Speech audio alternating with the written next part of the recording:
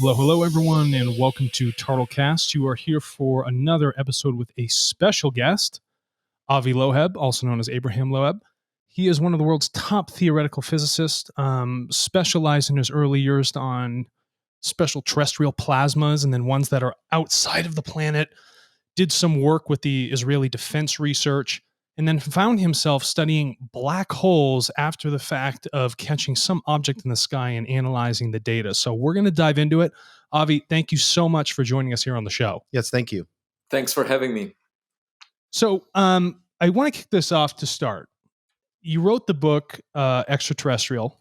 Fantastic, by the way, and congratulations. I've never written a book. I don't even know what that feat of strength looks like.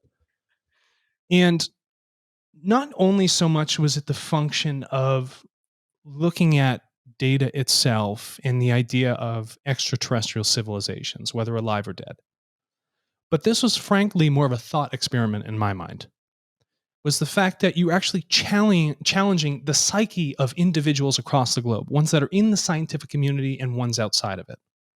And that through that challenge that we can actually reinforce those thoughts, those evolutive thoughts, with data that backs it up. And I think that's fundamentally the most important part, that we can remove the dogmas, remove the biases, and really just observe and analyze what we have found that's directly in front of our eyes. Is that right? Right. Well, science is a learning experience. It's work in progress, and it's a response of humans to evidence. Science is guided by evidence, not by prejudice, and we've seen it over and over again. The surprising thing is that many scientists are not guided by evidence; they are guided by prejudice, and that's unfortunate because you would expect them to carry that torch of let's pay attention to anomalies, let's discuss them, let's be open-minded. But instead, on many occasions, scientists are guided by maintaining an image and by improving their chances of getting honors and awards. And that's unfortunate because the way I see science is a continuation of my childhood curiosity. And basically, I'm willing to make mistakes, but that's part of a learning experience. Kids are admirable because they don't care if they get bruised. I mean, they put skin in the game. They learn about the world without prejudice. And why can't we maintain the same attitude as adults? It's really strange. You give adults tenure in academia, and you would expect them not to worry about their job prospects. So instead, they worry about their image, rather than saying, okay, now we are free to think and openly and pay attention to the most unusual evidence that we get. That is not the case. The public is more open-minded, I would say, based on the reaction to my book. And when I decided to write the book, I told the publisher, my main goal is to get a person somewhere in the world excited about science. And if that person decides to become a scientist as a result of reading the book, I will be satisfied. And I got an email a few weeks ago from a woman in Malawi that said that the book is great and I'm thinking of becoming an astronomer. And I told her that would be fantastic if she were to become a graduate student at Harvard, for example, and I encouraged her to apply. And, I'm already satisfied having such emails. I got it from a number of people. Every day I get a dozen of them, of people that are excited. And why would science be boring? There are so many things we don't know. And it's an exciting endeavor to be part of. You state a really good point. And the way I look at it is the law of squares. And I know you made a quote about this in the book, is that if you've essentially got someone excited about astronomy or physics or astrophysics, you've essentially doubled the thought power towards that specific endeavor. Exactly. And if you can double that thought power towards an endeavor that doesn't have ego, it's open, honest testing and going through that path of learning and using data to support that, you've done something beautiful in this world. And they'll share that behavior with their offspring, their friends, and everybody else around them. Yeah, there is another aspect to it, which is the public cares about the question, are we alone? Are we the smartest kid on the block? And when the public cares about a question, scientists have an obligation to attend to the public's interest because the public funds science. But instead, a lot of scientists prefer to be on a pedestal, lecturing the public, feeling superior to people that were not admitted to academia. And that's a self-inflicted wound where the academia is regarded as the occupation of the elite.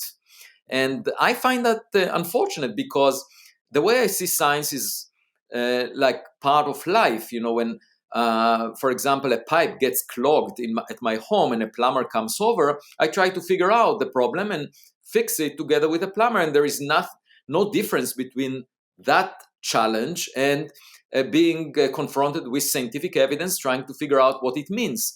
Right. Science is a way of life. It's thinking about evidence and trying to figure out how to interpret it and how to make sense of it. Most of the time, we are not sure. It's work in progress. So my point is, the emperor has no clothes. This is how the sausage is made. Most of the time, we are not sure. Listen, I've been to a sausage factory. It's not pleasant. All right. Well, scientists should not pretend that they know much more than they actually do. And very often, they maintain a view that is traditional, that is conservative. My point is that extraordinary conservatism leads to extraordinary ignorance. Sure. Mm, No, yes. yeah, it's exaggerated both ways. Go ahead. Yeah, I had a question. I think one of the main themes in your book is humility. How do you see that, especially when it comes to the scientific community? How do you see humility, a lack of humility, and then what would you view technology as, and what we're working on and moving for the future if we displayed humility? Right. So let me first explain where it comes in my personal history. I was born on a farm. I collected eggs every afternoon. And I arrived at the academic community as a scientist by a combination of circumstances, that eventually got me to a tenured appointment at Harvard in a non-conventional path. And I always thought about going back to the farm. I don't regard my current position in academia as a great privilege, because being on a farm and being close to nature is more rewarding than having those exchanges with people that try to feel superior relative to other people and so forth. But that was my starting point, and that's why I'm quite different than my colleagues, because of my history. And I've been always trying to help young people, students or postdocs that come from unprivileged backgrounds to succeed in science. 80% of my students over the past decade were women and underrepresented minorities, almost all of them. And there is a reason for that. Many of them just come to me, and I don't need to do extra work. But the other thing I wanted to emphasize is that by doing astronomy, I got a sense of how big is the stage that we stand on. The universe is huge. We are such an insignificant part of it. We can enjoy being spectators, but we don't play a central role. That's the one thing to recognize. The Greek philosopher Aristotle argued that we are at the center of the universe, and that flattered the ego of many people. And for 1,000 years, humanity believed that we are at the center, that there are spheres around us, and that's where the stars are, and so forth. And then Copernicus and Galileo just looked at data and realized that, in fact, the Earth is probably moving around the sun. We are not at the center. And that made a lot of people upset. And they put Galileo in house arrest. But that only maintained their ignorance, and the Earth continued to move around the sun. We know that for sure now. But beyond that, we are not central in any other sense. The Earth-Sun system is very common. Things we find in our backyard exist everywhere. It's around every star. And so, you get a sense of modesty from not having privileges in the universe. We are not privileged in any way. There are lots of systems that share the same circumstances as we have, and also we live for such a short time. Just one part in 100 million of the age of the universe. So we are sort of like actors that are put on a stage, and without a script. We don't know what the play is about, but we witness only a tiny bit of the play. One part in 100 million. And how dare we contemplate that we are major players in that play? That we don't even know what the play is about. So my point is rather simple. Why don't we check if there are other actors out there? Like see if there are other civilizations.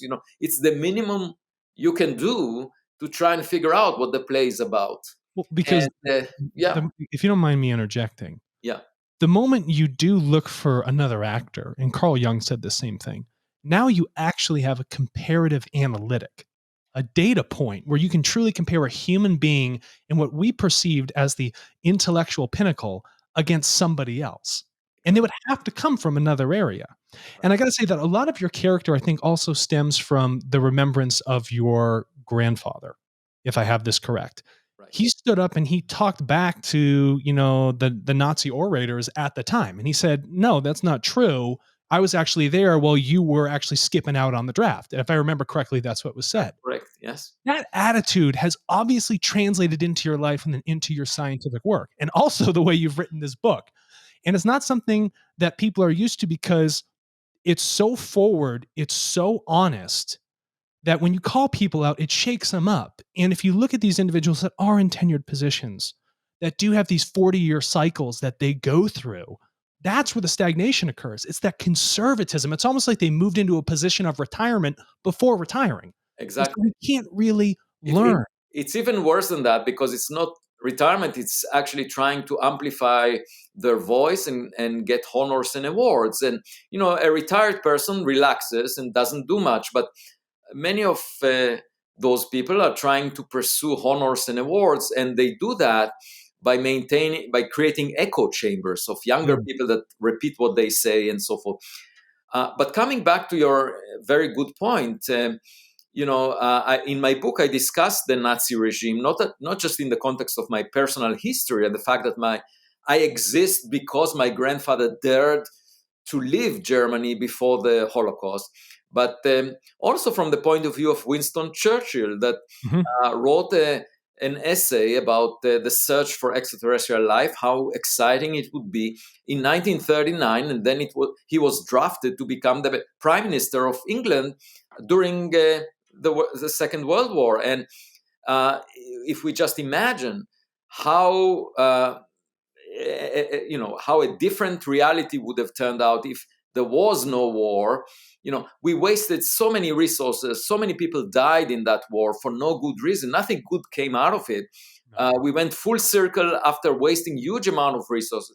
If the same resources were to be spent on the search for life, if in particular Winston Churchill's essay would have been published and people would pay attention and would use the same resources to search for that, for intelligence out there, perhaps you would know the answer by now. And it just shows you how non-intelligent we are, in the sense of, in two ways. One, we are wasting a lot of resources on non-productive goals, basically fighting each other. Mm-hmm. But more importantly, and that was the underlying theme of the Nazi regime, we're trying to feel superior relative to each other. Yep. And, that's the basis for racism. That's the basis for a lot of academic activities where people try to demonstrate that they are smarter than someone else. Well, it happened at Harvard with the eugenics studies they did back in the day, and that was readily adopted by the Nazis. And then that carried over into how they looked at Jewish people. Right.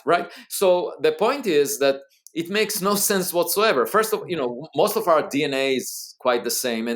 And also in the big scheme of things, if you look at the universe at large, all the differences we have among us are really minuscule. They're not significant. So my point is, when you look at the universe and you absorb what it tells you, basically says that feeling superior relative to each other makes no sense.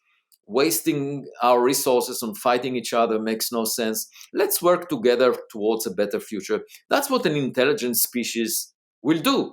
Unfortunately, we don't get that message because we keep, getting stuck in the mud. And by the way, a lot of people say, why think about space? We have a lot of problems at home. Well, guess what? If you focus on your problems at home, you're doing most of the time the wrong thing. If you get a better perspective about the universe, you will behave differently. And it's just like Oscar Wilde said, we are all in the gutter, but some of us are looking at the stars. Right. Do you know, what you talk about, and congratulations to you for this, and I'm not trying to float your ego or anything. Many astronauts that go to space and look at Earth as a third party, that's when their perspective changes.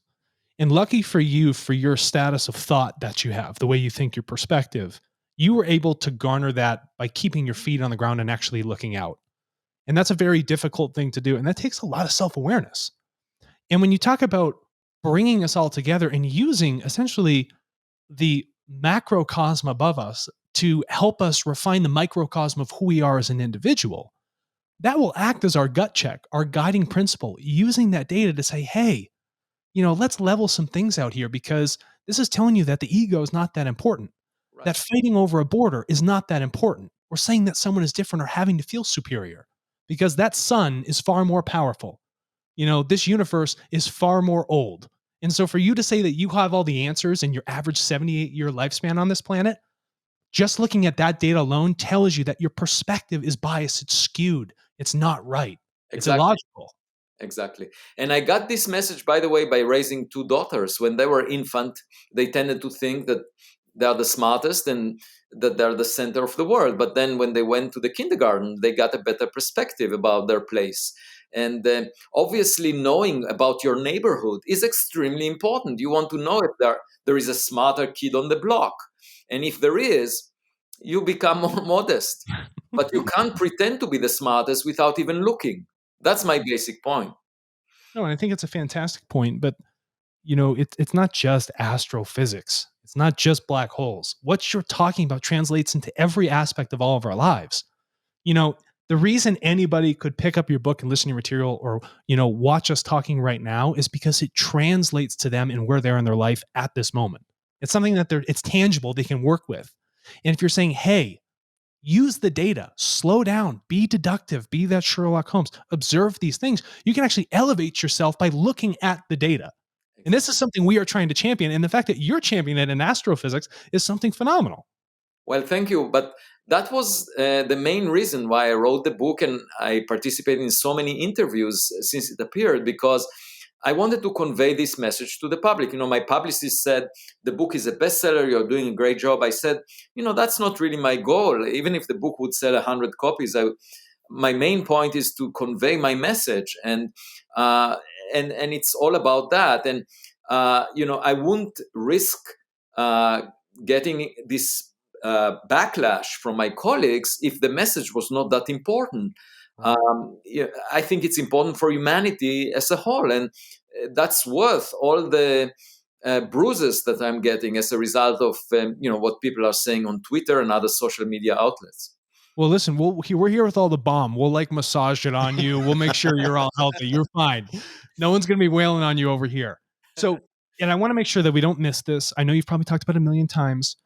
Can we just talk about Oumuamua for other individuals that don't know who you are? They're listening to this for the first time. We're in over 200 countries here anyway that people are listening to this. So I want to make sure that part of that aspect of the story, that catalyst, is translated. And can we start September 6, 2017, the significance of that date? Right. Well, it was October 19th, actually, and 2017. And that's when a telescope in Hawaii called Pan-STARRS on Mount Haleakala in Maui discovered the first object that came from outside the solar system near Earth. And the name that was given to it was Oumuamua, which means a scout in the Hawaiian language. At the time of discovery, the object was already receding away from us, sort of like a visitor that is living out of the front door into the dark street. But there was some data collected on it, and it showed that this object was quite weird, nothing like we have seen before from objects in the solar system itself.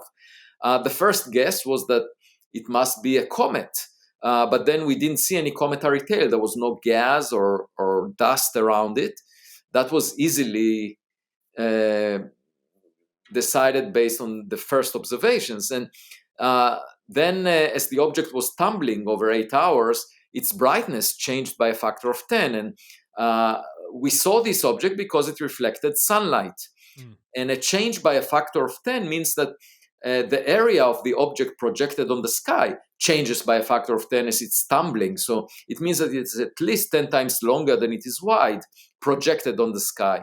And the best fit to the variation in the amount of light reflected was that of a pancake-shaped object at a 90% confidence. So you can think of it as a piece of paper tumbling in the wind, very thin and long. And Then this object showed an excess push away from the sun that cannot be explained by the rocket effect from evaporation, because we haven't seen any gas. Right. And the only explanation that came to mind is the reflection of sunlight is pushing it. And indeed, the force that was pushing it declined inversely with distance squared, as you expect for reflected sunlight. There was another object discovered in September 2020 that was given the name 2020 SO, discovered by the same telescope, and it also showed an excess push away from the sun as a result of reflecting sunlight, and no cometary tail. But then a few weeks later, the astronomers that discovered it with the same telescope concluded that it came from Earth. In 1966, it was a rocket booster from a lunar lander mission. And we know that it had very thin walls, and that's why it had a large area for its mass, so it could have been pushed by reflecting sunlight. And so we know that we produced that object artificially. The question is, who produced Oumuamua? That's a I'm gonna test this here for a second, because I've thought about it a lot. You did work with Israeli Defense Research, correct? Yes. And when I read it, it sounded to me a lot like a railgun the work you used to do. So I'm going to move a projectile very quickly using electromagnets. I'm just assuming here. Well, I would. The analogy, you have to share what you don't have. The analogy is closer to a light sail, which I worked on later on, in 2015, 16. Yeah. But I thought, if it's a pancake shape and it's flipping over and over and over, it reminds me a lot of a dynamo. So if this object moved through electromagnetic fields, close to suns, close to planets, it's essentially moving its polarity, flips it over and over, creating a charge. And as it would move closer to the sun, this was my thought, that it's actually increasing that charge, which gives it that increase in acceleration that would be standard deviations away from what it should be. That was my thought. Well, if I had a magnet polarized both sides, you see what I'm saying? Yeah, that's an interesting thought. I haven't explored that. Well, now we can. my idea was that it's just reflecting sunlight like a light sail, a very thin piece of material. It could be the surface of a spacecraft that was torn apart, Sure. But at any event, nature doesn't make thin films like that. Mm. And the main point was whether it's artificial or natural. And, all these weird properties that it had, which I describe in my book, and there are more of them. For example, it came from a special frame of reference, the local standard of rest. Yeah, and that's very unusual. Only 1 in 500 stars is in that frame, as this object was. So yeah, there are lots of peculiar facts about it. Perhaps your idea is something interesting to examine. I should say the scientific community. I published it as a scientific paper, and there was a lot of pushback from the scientific community to the artificial origin. But in terms of alternatives, there were 4 suggestions that were made, and all of them contemplated something that we've never seen before. For example, a cloud of dust particles, very loosely bound, 100 times less dense than air. It's already absurd. It already sounds absurd. Well, the object gets heated by hundreds of degrees as it gets close to the sun, and such a cloud would not maintain its integrity given the very low material strength. There was a suggestion maybe it's a hydrogen iceberg, a chunk of frozen hydrogen, and then when it evaporates, we wouldn't see the cometary tail because hydrogen is transparent. The problem with that is that hydrogen evaporates very quickly, and such an object would not survive the journey. We showed that in a scientific paper. Then there was a suggestion, maybe it's a nitrogen iceberg. Again, the size we're talking about is of a football field. And that kind of a nitrogen iceberg can be produced if you chip off the surface layer of a planet like Pluto. The problem with this suggestion that we wrote in a paper a couple of weeks ago is that the mass budget is huge. The surface layer of Pluto is a small component in the solar system. And even if you imagine that you chip off the surfaces of all Plutos around other stars, it turns out that you need more mass, by a factor of 100 more mass than the mass you have in stars altogether. So it doesn't make much sense.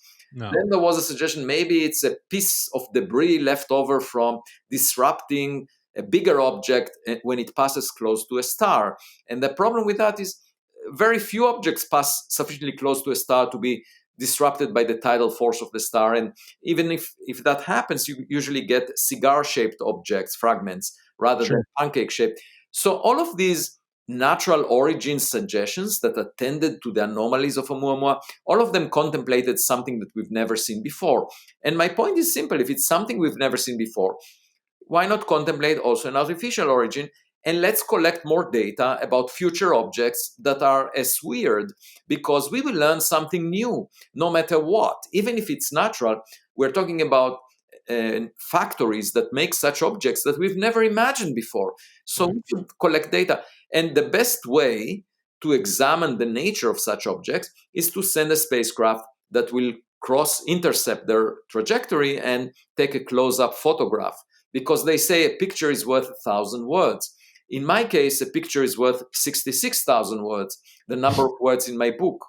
Yeah. But then you'd have to time it, right? And it's like, okay, now we know the object's coming. We got to launch this thing right now. So you got to be on point with that.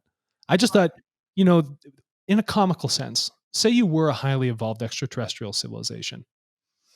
You wouldn't want to create something that moves through space that, is actually burning up a fuel. You'd want something that essentially collects into perpetuity. And I think it'd be albeit comical if someone was so evolved that they're like, well, if we're looking at it and it's like, what's the point to life? Why don't we just float around and see everything? So this thing just flips around, floating and just checking. And it doesn't matter where it goes because they're like, we just get to collect information. Oh, that's interesting. That's an interesting idea. I should say that most of the junk we find in space will probably be billions of years old, because most of the stars formed billions of years before the sun. So if they had technological civilizations like ours, those predated us by billions of years. So there could be a lot of debris out there, and actually it's a much better approach to do space archaeology. Because in the past we were searching for signals, and that's just like trying to have a phone conversation. You need the counterpart to be alive. We can't have a phone conversation with the Mayans, for example. The Mayan culture is gone, but we can find about it from archaeological digs by finding relics they left behind. And the same should apply to space. We have been using the wrong approach in the past. We were looking for counterparts that are still alive, and there may be a short window of opportunity for that, because the kind of signals we are seeking are similar to the signals that we are producing, and maybe that's a very short phase in the history of technological civilizations. They either die, become dead civilizations, or they move on to technologies that at the moment we don't even notice. Yeah, I thought about that when I think about SETI. So my uncle works for SETI. And he was originally the Interplanetary Protection Officer for NASA, that OG Men in Black. His name's John Rummel. So when I think about that, and I think about searching for radio noise, or if you're using the 21 centimeter wave, I think it was, for hydrogen before it becomes ionized. Yes. Looking back into cosmic radiation, looking for signal, when I think of advanced civilizations, I think that advanced sentience is silence, not so much noise.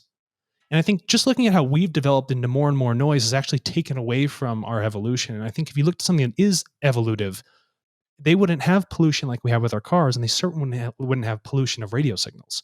Well, I completely agree. I completely agree. And I actually wrote a Scientific American essay during the pandemic that I called Social Distancing on a Cosmic Scale. Basically, the idea is that a very advanced civilization might decide not to interact with any lower level civilization because it will degrade their quality of life. So you're on it. Yeah. They would build a cocoon and just get everything they need inside. And the point is, we can still learn about them because they need to throw their trash out. And we could be just like investigative journalists that go through the trash cans of celebrities in Hollywood in order to find the details about their private lives. So we can look at space trash this way. Well, I wonder what I'd find in your trash can. I have a question I know in 2022, the Rubin Observatory in Chile is going to be opening up. I was reading. And these large telescopes, what are some of the things that we as humans can get behind? How can we get behind these new technologies? And why is it so hard to get funding?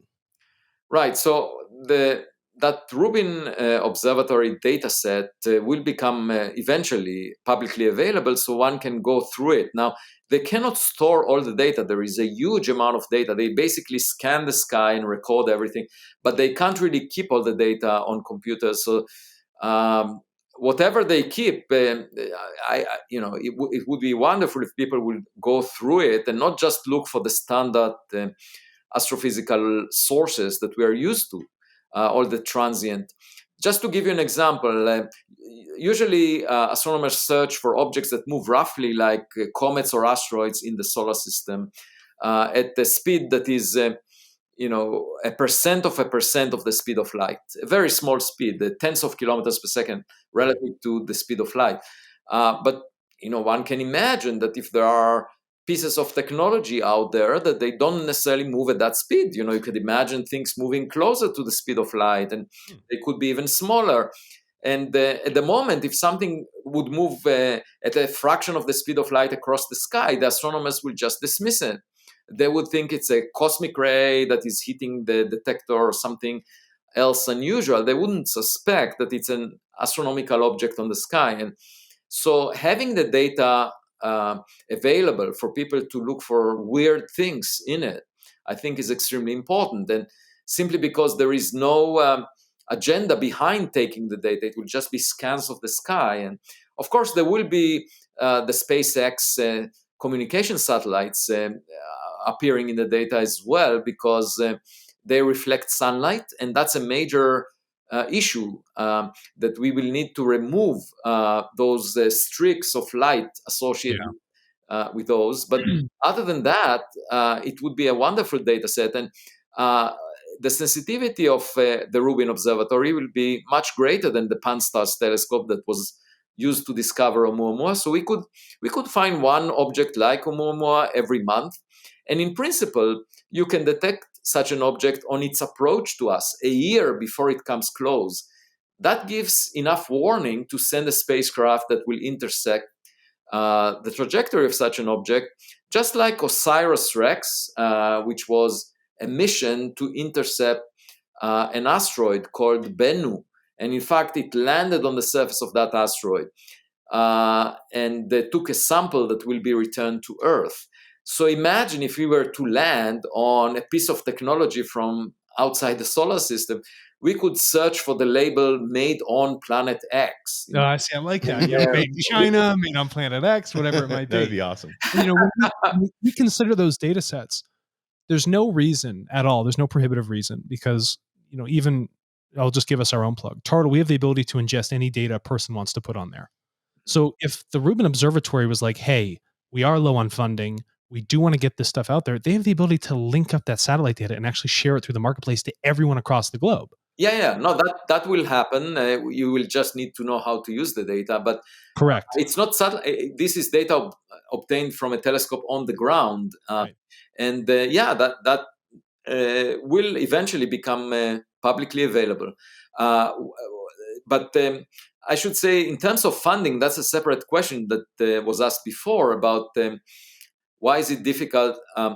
Well, the funding reflects the priorities of the mainstream in science, and in this case, in astronomy. And if the mainstream is not embracing this search for technological signatures, then such a search will not get funded. And I think it belongs to the mainstream, because we are currently, for example, just to give you an example, we're searching for the nature of the dark matter. That's most of the matter in the universe. So Right. there are experiments trying to check if it's one type of particle or another type of particle. There are observations of the sky trying to infer some signatures about the dark matter. And there were hundreds of millions of dollars invested in those searches. And it's a search in the dark, because we don't really know its nature. And No pun intended. right. And the search for technological relics is actually better founded, because we know that we exist. So our imagination is guided by what we know about us.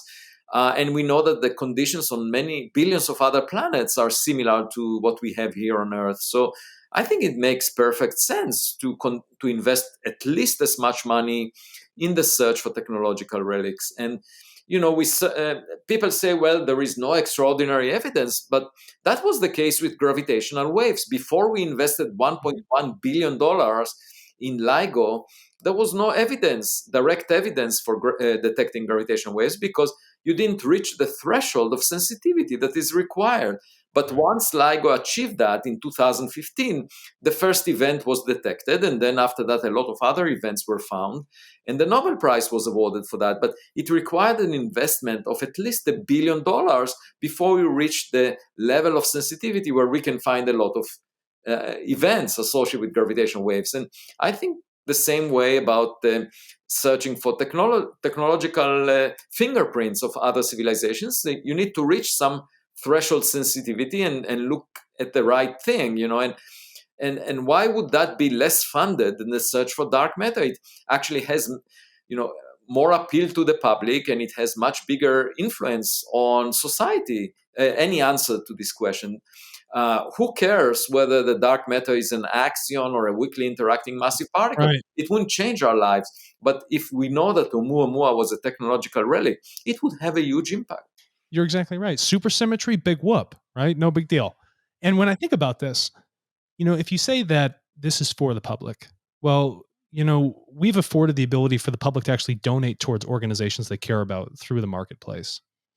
So if we listed any of those radio telescopes, whatever it might be, any of those not-for-profit organizations that are trying to do this research and they want to get that information out there, all these people in all these countries across the globe can decide outside of the politics of higher education and everything else that's going on to say, why don't we put our money towards this?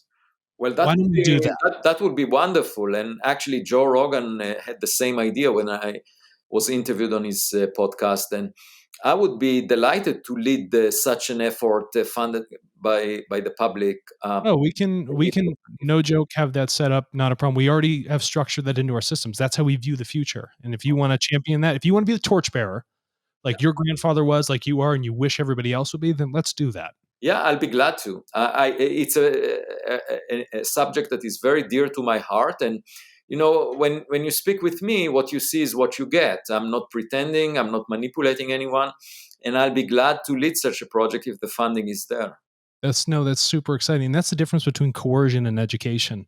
And taking the approach of education is the one that will actually help us. And when I go back to this quote I found in your book, page 126, in case anyone's wondering, you said, with insufficient care, diligence, and applied intelligence, humans have proven themselves all too comfortable with ending the lives of their fellow human beings. And then you continue, we must exercise greater care, diligence, and applied intelligence in the preserving of our civilization. Only in this way can we save ourselves. And so that's the type of empowerment we look for. And the fact that you are saying something like this, massive kudos to you. You're going up against tough communities, very entrenched groups. And the fact that you have such a strong spine and you're so sure of what you're doing, I can't even tell you how much we respect 100%. That. And everybody that listens to this will respect that very, very deeply. Well, thank you. I think a sign of intelligence for our civilization is for us to work together to make the future better, rather than fight each other, rather than try to feel superior relative to each other. And that includes world politics, superior relative to other nations, to other ethnic groups, and so forth. Instead of doing all this nonsense, let's work together towards a better future that will get everyone inspired. And, that comes together with the message that we should look at the bigger picture, because just imagine them looking at us and saying, oh, look at them, that they don't really worth our attention. They're not behaving very intelligently. So let's try to behave more intelligently. Maybe then they will pay attention to us. Right. And that's going to take a big part of dropping our egos and admitting to the things that we do not know and stepping up to saying, this is what we do know, and knowing where that line sits, and then coming together, unifying the globe, not in some crazy socialist economic sense or anything like that, just coming together as human beings in the sense of life, preserving life, and then searching for more of it. I think that's where we take those next steps. Exactly. And that was Churchill's message back in 1939. And so, I think this is the biggest most inspiring subject that we can use to promote us to a better future. And the Apollo mission attracted the attention of the public. People were inspired, but that's just going to the moon. Yeah. Just think about the change to our society if we were to find that we are not alone, and moreover, we're not the smartest kid on the block, and that if we copy a technology from some piece of equipment on the sky that will carry us 1,000,000 years into our future, instead of developing the same technology ourselves, just think of the implications. I agree. I mean, look at what Velcro did for us. Just simple, yeah. Yeah, Velcro, Teflon, fiber optics. Look at what but even the ball bearing.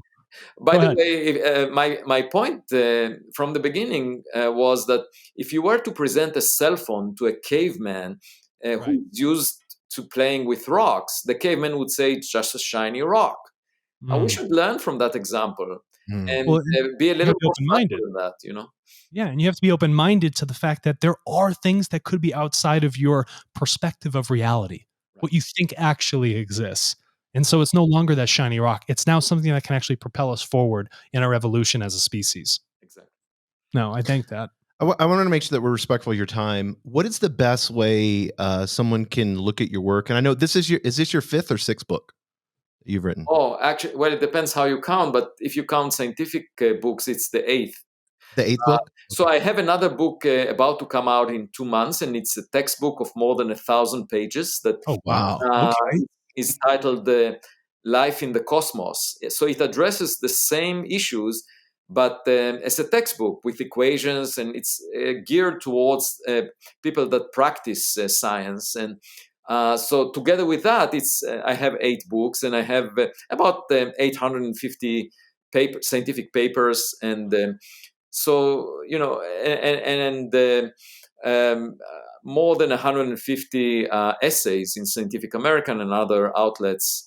And the last, I should say, the last 12 months were very productive for me because nobody barged into my home office unexpected, and I didn't have to travel to work, and so I could focus on creative work. And that's what I've been doing. Every morning I jog at 5 a.m. in the company of rabbits, birds, ducks, and wild turkeys, and I enjoy it very much. I don't want to be too philosophical, but it's almost like you're dropping back to your time on the farm, but still being in like the main line. Exactly, you got it. It's all about that state of mind. And so I want to thank you for coming on the podcast. I know we had to generalize a lot of things because there's so much to talk about. There's essentially so much data. We'd love to have you back on. Let's push this forward. If you guys want help with channeling funding from the world into these projects that are so important, we are here to do that. We are here for the evolution of people through data, and data is going to do that for us. So, Avi, thank you again for coming on. And, I'm sure Jason enjoyed this just as much. Yes, thank you so much. I appreciate it. And I appreciate your humility and your courage. Thank you. I had a great time. It was a pleasure to work with you. All right. Well, let's talk soon.